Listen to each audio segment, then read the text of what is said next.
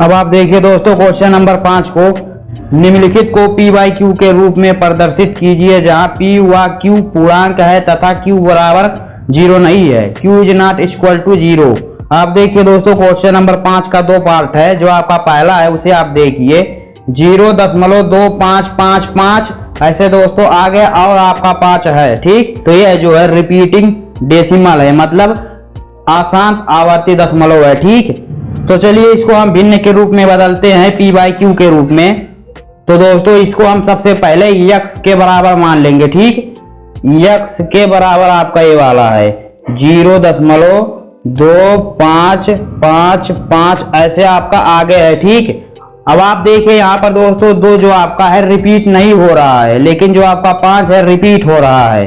तो जो संख्या रिपीट ना हो उसको हम दशमलव के बाईं ओर लाते हैं। यहाँ पर देखिए दशमलव के बाद एक संख्या है तो 10 से हम गुणा करेंगे तो ये वाला जो है आपका इधर आ जाएगा। ठीक, तो यहाँ पर आप लिख लीजिएगा कि दोनों पक्षों में 10 से गुणा करने पर मैं डायरेक्ट लिख देता हूं 10x बराबर, इसमें गुणा होगा तो हमें मिलेगा 2.555। इसको दोस्तों मैं समीकरण 1 मानता हूं। ठीक, अब आप देखिए आगे फिर हम इसको हल करेंगे। आगे दूसरे स्टेप में आप देखिए x बराबर आपका क्या है 0.2555। अब आप इसमें देखिए 2 5, ये जो आपकी संख्या है एक संख्या हो गई, उसके बाद जो आपका है रिपीट हो रहा है। तो दोस्तों इसमें हम 100 से गुणा करेंगे, इधर हमें 25 मिल जाएगा। तो चलिए इसको हम 100 से गुणा करते हैं। 100 यक्स हो जाएगा, इधर देखिए हो जाएगा 2 5। यहाँ पर देखिए जब 100 से गुणा होगा दोनों पक्षों में तो ये वाला आपको मिलेगा। इसके बाद यहाँ पर देखिए 2 0 है तो 2 अंक जो है दशमलव के इधर है, इधर चला आएगा। ठीक, हमें मिलेगा 0.55 ऐसे आपका आगे है, या फिर ऐसे आप छोड़ सकते हैं। ठीक है, इसको हम समीकरण 2 मानते हैं। अब हम समीकरण 2 में से समीकरण 1 को घटाएंगे तो यहां पर हम लिखते हैं समीकरण 2 माइनस समीकरण 1।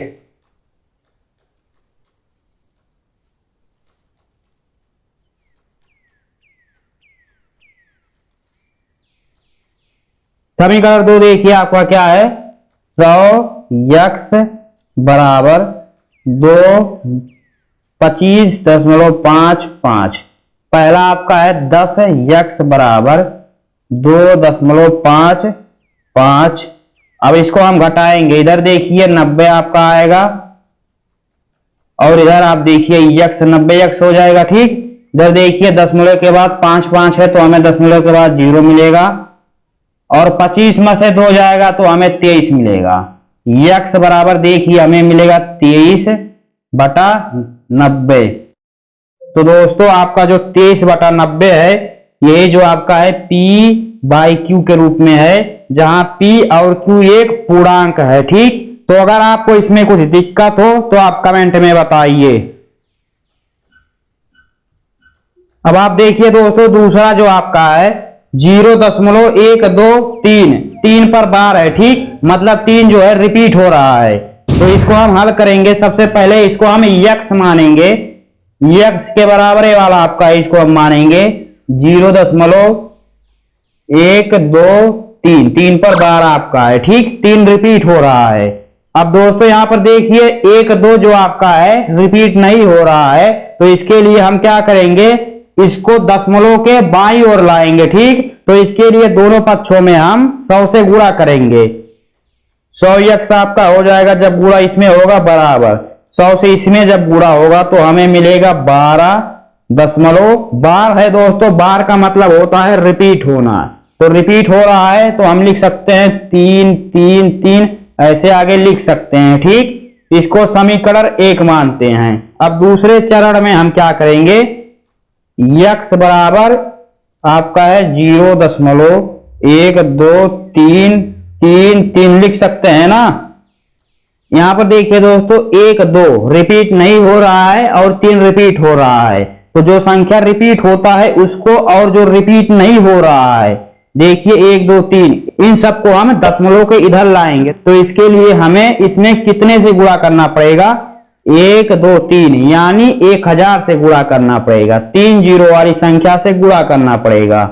तो देखिए हमें मिलेगा 100 1000 गुणे यक्स बराबर 0.12333 ऐसे रिपीट हो रहा है गुणे 1000 यक्स बराबर 1 2 3 3 3 3। ठीक है, समीकरण 2।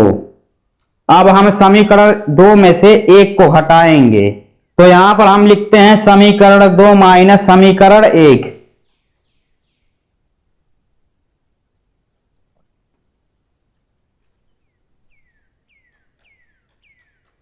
समीकरण 2 देखिए आपका क्या है, 1000 यक्स बराबर 123.333। ठीक है, और आप देखिए पहला आपका है 100 यक्स बराबर 12.333। ठीक है, घटेगा, चिन्ह बदल जाएगा।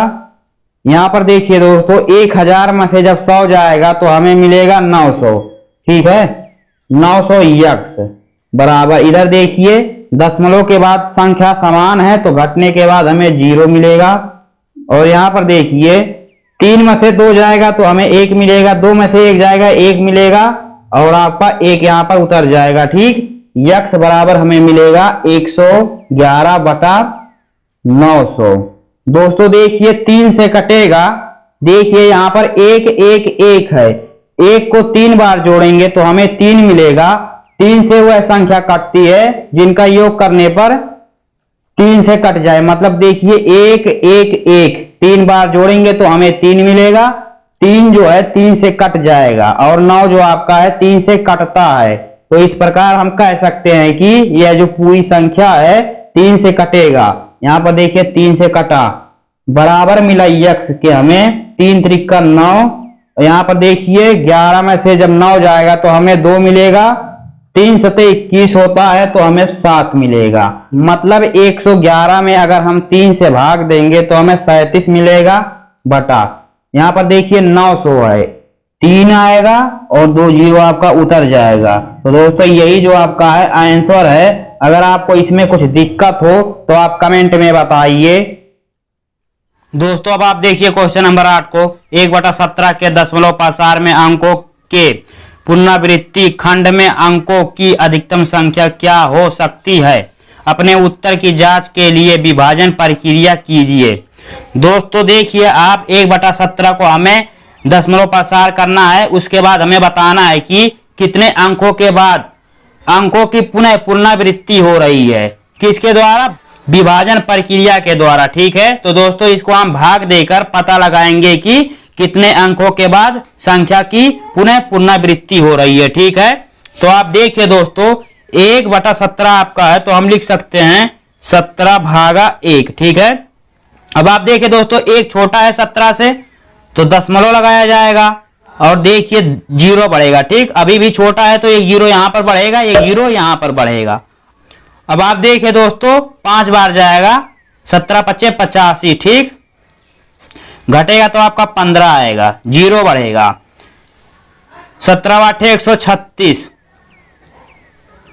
घटेगा आपका 14 आएगा, 0 बढ़ेगा। ठीक है दोस्तों, फिर आप देखिए 17 8 136, घटेगा तो आपका 4 आएगा, 0 बढ़ेगा, 17 दूना 34। दोस्तों देखिए घटेगा तो आपका आएगा 6, 0 बढ़ेगा। देखिए यहां पर 60 है, 17 3 51।